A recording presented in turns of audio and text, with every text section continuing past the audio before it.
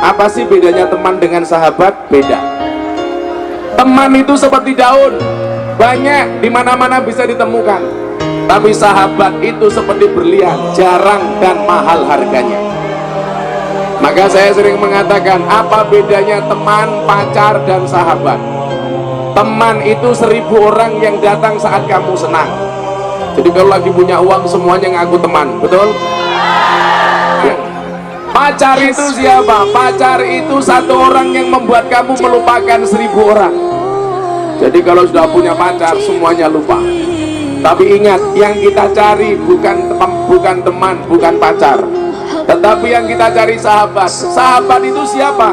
Satu orang yang tetap bertahan ketika 1001 orang melupakan Anda. Itulah sahabat. Maka mudah-mudahan hari ini kita tidak hanya bersahabat di dunia, tapi sampai kelak di surganya Allah Subhanahu wa Ta'ala. Amin. Sahabat hari ini punya prinsip. Sahabat itu bukan yang menjelekkan antara satu dan yang lainnya, tapi menjelekkan orang lain bersama-sama. Nah, itu sahabat. Habibi, I love you, I need you. Habibi, غني لي وخليني معاك. Habibi